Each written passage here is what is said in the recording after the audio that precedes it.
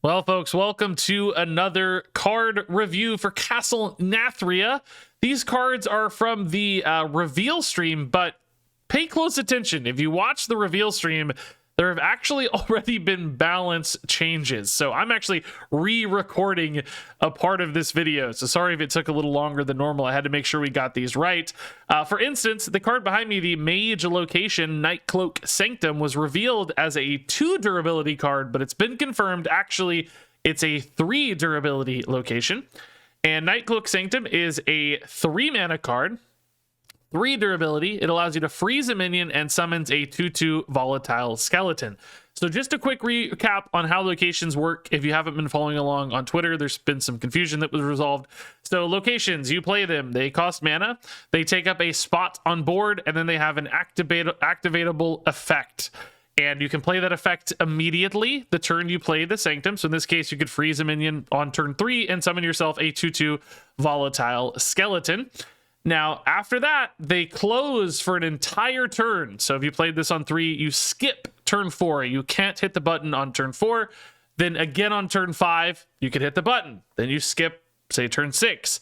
And then on turn 7, if you choose to, you can hit the button. So after using it, they close for a turn. They have a full turn skip cooldown. It's not just like only once per turn. It's also once per turn and gone for an entire turn. So that was some confusion. Some people thought you could use them every turn, including myself, until it was clarified. So just circling back on that one.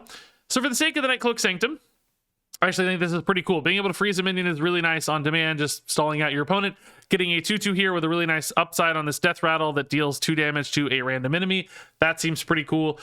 So getting a little bit of board presence, a little reactivity through that Death Rattle, and of course, some freeze disruption as well. And doing that multiple turns is cool. Now, your opponent can kind of play around this a little bit, right? Like if you're going to open this back up on turn 5, maybe they don't play a big threat on turn 5, maybe they go wide. So you're giving a little bit of control to your opponent, but ultimately I think there's still enough upside here in these effects. On top of that, as you're about to see, there are a lot of volatile skeleton cards that are going to synergize with volatile skeletons, including a huge pop-off legendary. So this is going to be a deck archetype built around volatile skeletons. So Nightcloak Sanctum is going to help fuel that deck archetype quite a bit, I think.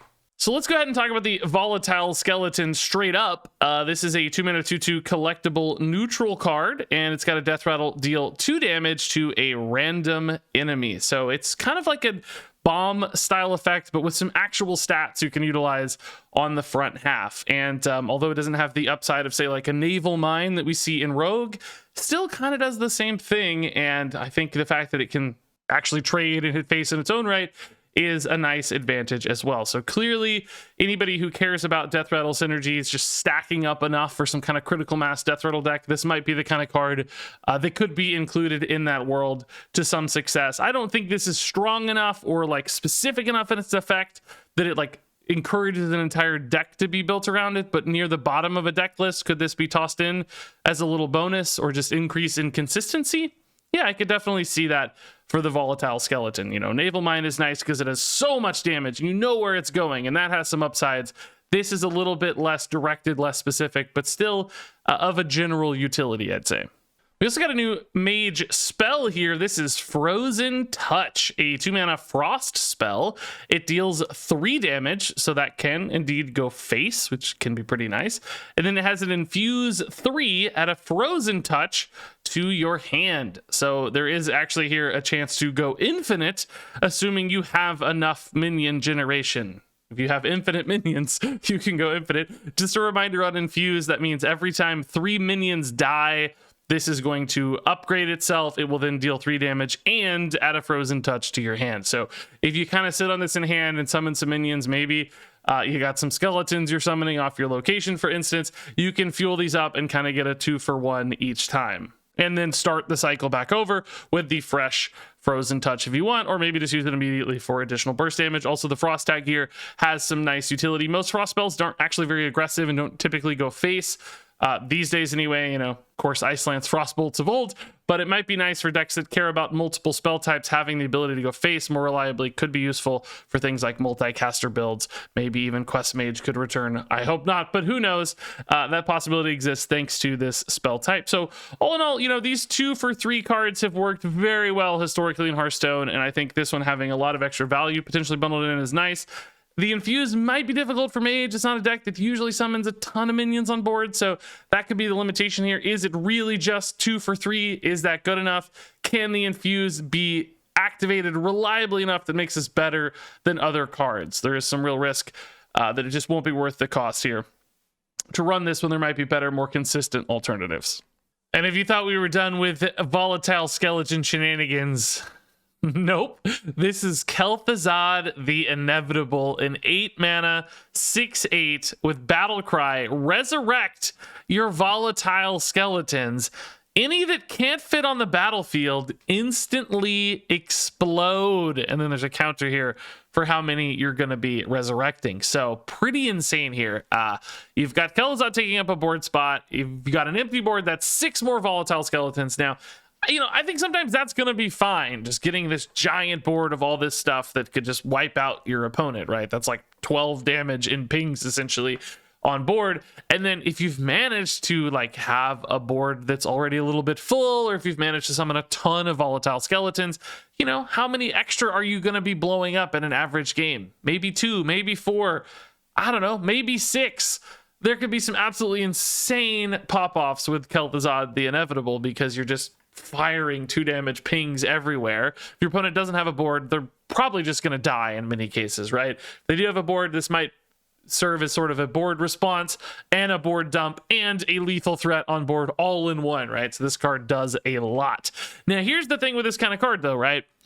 If the volatile skeleton deck doesn't work, KEL'THUZAD is going to be complete and utter garbage, right? This only works in a world where the volatile skeleton deck is good. It is very narrow in its focus. This has very little utility outside of this because it's a mage legendary built around one singular particular deck. So this is one of those feast or famine style cards. If the deck works, this is going to be obviously the centerpiece. Very powerful option. If it doesn't work, that's a little tough. And it's really hard for us to say because we don't know the meta yet whether this kind of deck is going to succeed or not. So we'll give KEL'THUZAD the benefit of the doubt right now. We'll assume this flashy new deck they're showcasing is going to work and say that KEL'THUZAD will definitely be a key part of that deck, a big finisher and a great option anytime you've summoned some skeletons. Obviously, this thing is going to just completely murder the board and your opponent and their hopes and dreams on top of it all. All right, so next up here we have Deathborn. This is another volatile skeleton synergy card. This one is 6 mana. It deals 2 damage to all minions and summons a 2/2 volatile skeleton for each one that is killed, and it's a frost spell. So it's a little bit like a Ranker style card. You have this 2 damage AoE. For things that you kill, you get an upside. Instead of armor, in this case, you get volatile skeletons. Now, that's really interesting because if you already have a lot of volatile skeletons on board, this can kill off your own volatile skeletons. Remember, it's symmetrical, friendly, and enemy, and create more of them. So you create this loops and chains of volatile skeletons going off over and over again, essentially on the back of Deathborn. Now, when this was first revealed, it was 5 mana, and I thought you could play 2 of these in a single turn for some really crazy shenanigans if you got to 10 mana. It has been nerfed to 6, so that doesn't seem quite as easy to achieve. So maybe not as absurd as I first thought, but still kind of interesting even at 6 mana. It feels like giving you a little bit of, board clear. 2 damage isn't much by turn 6, but when you consider your own volatile skeletons and the ability to kind of load those up in the future via something like locations, for instance, you can kind of bank that summon a 2/2, and then kill it off immediately with Deathborn for additional upsides. And then all of that is going to fuel the big KEL'THUZAD payoff later as well. It starts to feel like it's all working together really well to get you a lot of skeletons. And this can be both kind of a payoff and a setup, essentially. And I like that dual utility. That said, still 2 damage at 6. It might just be too awkward. May not kill enough of your opponent's stuff. And you might just die if you can't kind of weave that in with other ways to react to your opponent's board. So a little bit of a risk here at 6 mana. Feels a lot slower than 5 when I initially reviewed this. All right, moving on. We have another volatile skeleton card here for Mage. This one's a 4-mana frost spell, Cold Case. It's going to summon 2/2 volatile skeletons, and it's going to gain you 4 armor. So I actually love cards like this one. Just anything attached with armor gain is like a plus in my book. So a little bit of survivability here, give you some time, just gain some armor while still getting some impact on board with the volatile skeletons. Take some trades. Those pings can also help you keep up on board a little bit, maybe get a chip damage here and there, all while setting up for the big payoff with volatile skeletons with our buddy KEL'THUZAD, which we talked about earlier. So just more fuel for the KEL'THUZAD fire here with volatile skeletons. And yes, like each one of these seems to increase the consistency and the payoff of this sort of deck, but it's still going to come down a little bit to just, is it good enough? It's either going to work or it isn't. I'm still leaning towards it working. I'm going to give these cards the benefit of upside. If they're going to showcase this, I think it's going to be good. I think they're going to want it to work pretty well. And it seems like it just does a lot and really kind of just blows up and wreaks havoc. So I think there's a chance that the volatile skeletons here will actually work really well. And if so, of course, Cold Case will be a big part of that. I actually think there's even a chance a card like this could be good outside of a skeleton deck. It's just, you know, does a few different things, gives you bodies, a little reactivity with a ping, and some life gain as well. And it's a frost spell, so certain decks, you know, maybe just using this as a nice little bonus for a Dawn Grasp hero card for your frost pool. That exists for decks that might want to be a little bit slower. So Cold Case might even be good outside of that specific deck environment. All right, so our next card here is Vengeful Visage, a new secret for Mage. It's, of course, 3 mana, and it reads, secret, after an enemy minion attacks your hero, summon a copy of it that attacks the enemy hero. So we got a little bit of revenge here with the Vengeful Visage.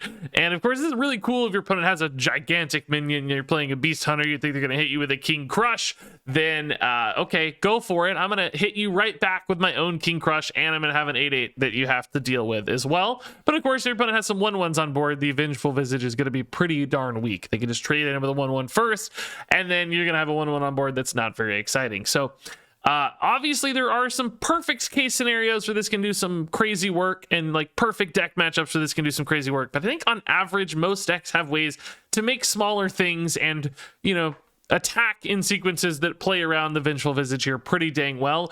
So I think on average, your results for this are actually going to be rather weak. So what that typically means for a card like this one is it's probably not going to be something that's reliable enough to put into deck lists. You may not run this unless you have a very dedicated secret package for some reason where you have to have a ton of secrets, have to hit some critical mass of secrets. But, you know, when it's randomly generated here and there, you get it off a Discover effect in the right matchup, in the right turn scenario, maybe later in a game, it might line up really well. So there will be instances where I suspect this feels really good to find, to discover randomly. I don't think there will be nearly as many instances where this feels very good to put in your deck. This just doesn't feel like the kind of card that's good enough to play on turn 3. Like even in a best case scenario where you get your opponent's 3-drop, it's like, okay, I kind of summoned a 3-drop that's maybe not synergistic for my deck and got a little bit of chip damage. I just don't think that's going to be meaningful enough for most decks when there's so much risk that they still had a like 1/1 hanging around that you activated with instead. So all in all, just, you know, some reliability issues for this one. We've also got here the Elitist Snob, a new Paladin card. This was initially revealed as a 4/4, but is actually a 3/4. Confirmed. It's a 5-mana 3/4 battle cry. For each Paladin card in your hand, randomly gain Divine Shield, Lifesteal, Rush, or Taunt. And I can see why this was nerfed, because it's basically Ziliax. It's a 5-mana card that has great keywords that allows you to immediately trade into some great stuff, take awesome trades, heal up a bunch, leave a taunt body behind. The only condition here is having Paladin cards, so it's kind of like a pure Paladin effect, but it's not limited to Paladin cards. It's just encouraging Paladin cards. And the way Paladin decks are built currently, this seems like it would fit in perfectly. You hand buff this, so it's got even better healing and tradability. It's already a bunch of Paladin cards in hand. Paladins have a big hand often, and they're buffing that hand, especially things like Radar Detector, drawing a bunch of mechs, some of which Paladin, some aren't, but probably still enough for the Elitist Snob. So hand buff packages, all of that works really well for Elitist Snob. This seems like a perfect fit for what the class is already doing well, and it's modeled after a card that was one of the most successful cards in the history of Hearthstone. Even as a 3/4, I think the Elitist Snob is still really, really powerful potentially. Seems like an awesome fit for the class. All right, next up is a priest card, the Cathedral of Atonement, the location for priest. 3 mana, 3 durability. This one's going to give a minion +2/+1, and it's going to draw a card. So pretty intriguing here. We got a little bit of a buff combined with some card draw. And historically, Priest has lacked card draw. They've gotten a little better lately. Some of the Naga package has some pretty good ways to draw cards. But for a buff-based deck where you got some minions on board, this could add up to a lot of additional stats and pressure while still refilling your hand. So ideally, I think, you play a minion on 2 that you expect will survive. Then you play the Cathedral of Atonement on 3. You buff that 2-drop, and you start drawing a card. Now, again, this will go away on turn 4. You won't be able to use it, but then you'll be able to use it again on turn 5. Now, the real risk here is if you played a minion on 2, hoping for the Cathedral of Atonement to activate on turn 3, then your opponent kills your 2-drop. Your Cathedral is just stranded on turn 3 if you don't have a minion on board ready to use, unless you want to buff your opponent's minions to draw a card. So you can't just draw a card. It's give a minion, so you'd have to buff your opponent's minions, which means your Cathedral of Atonement's going to have another downturn. You're kind of going to skip your turn 3. You can use this then on turn 4. That's fine. As long as you didn't use it, you don't activate the cooldown. You could play a 4-drop with it on turn 4 and hope that that's enough to recover. Maybe some minion that's got taunt or rush or something to help you pull the board back. But it pushes the entire Cathedral of Atonement back by a turn, right? So you're getting more delayed value for a card that already has a lot of its value baked into a delay, because normally it takes you 5 turns to fully realize all of the activations on a 3 durability location. If you wait a turn, that kind of pushes it to 6 total turns before it pays off. And it's will games last long enough? Will that be too late for a card like this to make up the difference? If a priest is going long enough, if it's a slow enough deck, that may not be a lot of an ask, but is this minion buff going to be helpful for a priest deck that's going long enough? Do they really need a card like this? This feels more like it's a board-based kind of line for a deck that's looking to be a little bit more aggressive. So it's really going to come down to the stickiness of 2-drops in a deck. How likely are you to make this a good play, I think, on turn 3, or at least as early as possible, if not exactly turn 3?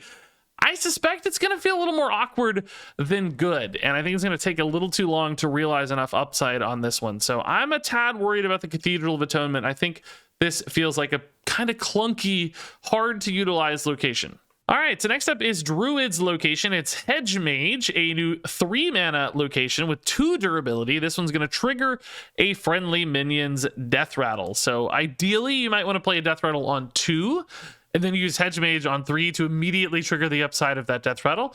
Alternatively, with Druid, you might want a deck that biases itself a little higher mana cost, higher value Death Rattles, and you play this on 3 preemptively, looking to maybe activate a Death Rattle on turn 4, or maybe even much further in the game. You just got some Org Enforcers or something, you want some armor gain. Hedge Maze might make that possible. There's also lines like Nerubian Egg on turn 2 into Hedge Mage on turn 3. Your opponent's probably not that likely to kill the egg on turn 2, or at least won't want to. And then the Hedge Maze might give you an additional 4/4 essentially immediately on turn 3, making it actually a pretty decent tempo play as opposed to a giant tempo sacrifice. So there are 2 different angles of approach here for the Hedge Maze. I think the question is, are you going to be able to get enough Death Rattle value out of this one? There are certainly Death Rattles that feel like they're worth 3 mana. Druid is definitely a class that can go longer in a game as well, to give it plenty of time to fully realize both the durability activations here for the Hedge Maze across 3 turns. Even if they have to wait a while for a higher cost Death Rattle, certainly seems worth it. We also might see some additional Death Rattles printed specifically to support the Hedge Maze in this case as well. So this might get dedicated support cards that make it feel even better. So all in all, it still has that location downside that I'm a little worried about for all of these, where it takes a while, little slow, has a very specific use case. If you don't hit perfect curve follow-ups on either side of this, it might really be rather slow. So I'm not going to give any of these crazy high scores, but Death Rattles can be big, can be beneficial, and Druid is a class that can take longer. So there are a few upsides in favor here of the Hedge Maze compared to, I think, many other locations. Nightcloak Sanctum is a 4-star card. Deathborn is a 3-star card. Frozen Touch is a 3-star card. Volatile Skeleton is a 3-star card. Elitist Snob is still actually, I think, a 5-star card despite already being nerfed. KEL'THUZAD the Inevitable is a 4-star card. Vengeful Visage is a 2-star card. Cathedral of Atonement is a 2-star card. Cold Case is a 4-star card. Hedge Maze is a 3-star card. All right, folks, that wraps it up for our card review. This one was kind of crazy coming together there, but yeah, what are your thoughts on these cards? Think they're going to be good, bad, or Volatile Skeleton's going to work? Curious to hear all those thoughts and more in the comments below. Thanks so much for watching. Stay tuned for more card reviews, and until next time, game on.